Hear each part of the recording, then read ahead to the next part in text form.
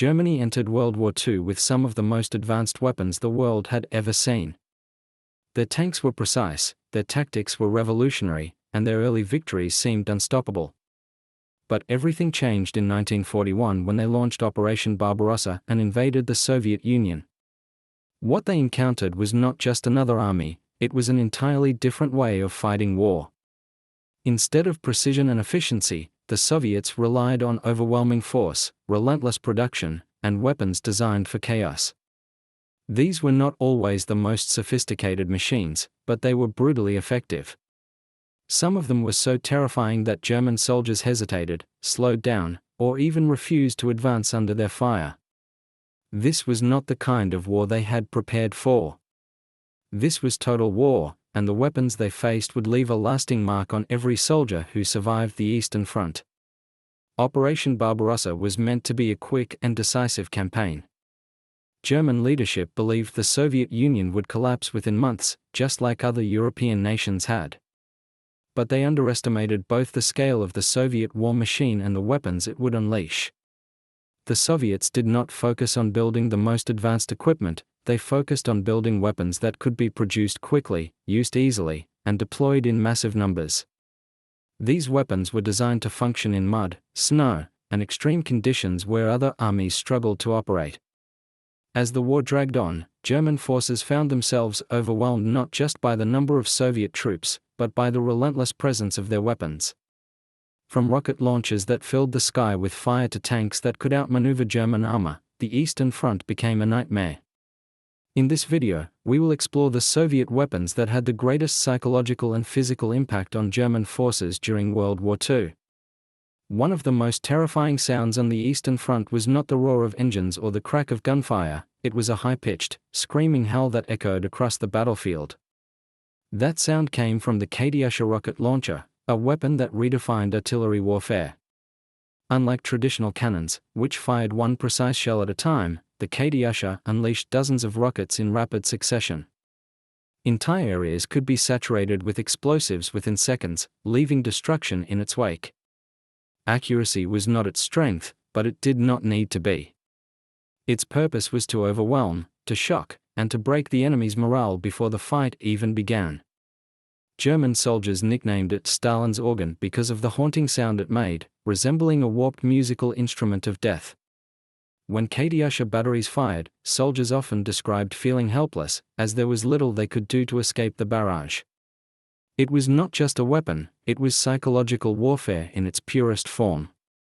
In the brutal close-quarters combat of the Eastern Front, especially in cities like Stalingrad, speed and firepower mattered more than precision. The PP-41 submachine gun embodied this perfectly. Designed for simplicity and mass production, it could be manufactured quickly and handed to large numbers of soldiers with minimal training. But what made it truly terrifying was its rate of fire. Capable of firing around 900 rounds per minute, it could unleash a storm of bullets in seconds. Equipped with a large drum magazine, Soviet soldiers could maintain continuous fire during intense engagements. In urban warfare, where battles were fought room by room and hallway by hallway, this gave them a massive advantage. German troops quickly realized how effective the PP-41 was, and many chose to use captured versions themselves. The weapon turned Soviet infantry into aggressive, fast-moving forces that could dominate close-range encounters, making every building and street corner a deadly threat. When German forces first encountered the T-34 tank, they were caught completely off guard. Up until that point, German armored units had enjoyed superiority on the battlefield, but the T-34 changed everything. It featured sloped armor, a revolutionary design that significantly increased its ability to deflect incoming shells. This made it far more durable than many German tanks at the time. Additionally, its wide tracks allowed it to move effectively through mud and snow, conditions that often immobilized German vehicles.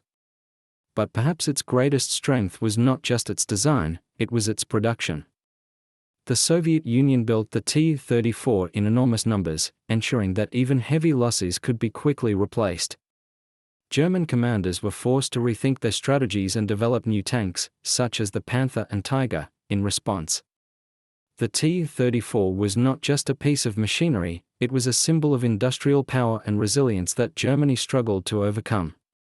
Not all threats on the battlefield came from loud explosions or massive machines. Some were silent, invisible, and far more personal. Soviet snipers, armed with Mosin-Nagant rifles, became one of the most feared elements of the Eastern Front. These marksmen operated with patience and precision, often remaining hidden for hours or even days, waiting for the perfect moment to strike. In cities like Stalingrad, snipers turned the urban landscape into a deadly hunting ground. German soldiers had to move cautiously, constantly aware that a single mistake could cost them their lives. The psychological toll was immense, as the fear of being watched and targeted weighed heavily on troops. Legendary figures like Vasily Zaitsev became symbols of this deadly craft, demonstrating how effective sniper warfare could be. The Mosin-Nagant may not have been the most advanced rifle, but in the hands of skilled snipers, it became a weapon of fear that disrupted entire units. If the battlefield was dangerous on the ground, it became even more terrifying from the air. The Illinois II Sturmovik, one of the most produced military aircraft in history, was a nightmare for German forces. Designed as a ground attack aircraft, it was heavily armored, allowing it to withstand significant damage while continuing its mission. German soldiers quickly gave it the nickname the Black Death because of its devastating effectiveness. Flying at low altitudes, the Illinois II could unleash machine gun fire, bombs, and rockets directly onto enemy positions. Tanks, supply vehicles, and infantry units were all vulnerable to its attacks. Its presence forced German troops to constantly remain alert, as an attack could come at any moment. The sheer number of Illinois II aircraft produced by the Soviets ensured that German forces faced continuous aerial pressure, making it one of the most feared weapons in the Soviet arsenal. While some weapons relied on advanced engineering, others succeeded because of their simplicity. The ZIS-3 anti-tank gun was one of the most widely used and effective artillery pieces of the war. It was easy to produce, easy to operate, and highly versatile. Soviet forces could deploy it quickly and use it against both armored vehicles and infantry. Its reliability meant that it could perform consistently even in harsh battlefield conditions. Unlike many German weapons, which often required complex maintenance and logistics, the ZIS-3 was built for practicality. This allowed the Soviets to field large numbers of these guns across the front lines, creating a constant threat to German armor. It demonstrated a key aspect of Soviet strategy: focus on efficiency and scale rather than complexity. Not every effective weapon came from factories. Some of the most dangerous tools of war were created out of necessity using whatever materials were available. The Molotov cocktail was a simple yet powerful example of this. Consisting of a glass bottle filled with flammable liquid, it could be thrown at enemy vehicles, particularly tanks, to ignite fires and disable them. Soviet soldiers and civilians alike used these improvised weapons, especially in urban combat situations where close-range attacks were possible. The Molotov cocktail became a symbol of resistance, representing the idea that even ordinary people could fight back against a powerful enemy. Its effectiveness lay not in advanced design, but in its accessibility and ease of use. For German troops, it was a reminder that danger could come from anywhere, even from individuals who appeared unarmed. Germany entered the war with confidence in its superior technology and strategy, but the Soviet Union proved that victory required more than just advanced weapons. The Soviets built their arsenal around endurance, mass production, and adaptability. Their weapons were not always the most refined, but they were designed to function under extreme conditions and to be produced in overwhelming numbers. This approach allowed them to sustain prolonged conflict and gradually wear down German forces. The Eastern Front became a war of attrition, where resilience mattered more than precision. In the end, it was not a single weapon that changed the course of the war, but the combination of these tools and the strategy behind them. Together, they created a force that Germany could not defeat, ultimately shaping the outcome of World War II.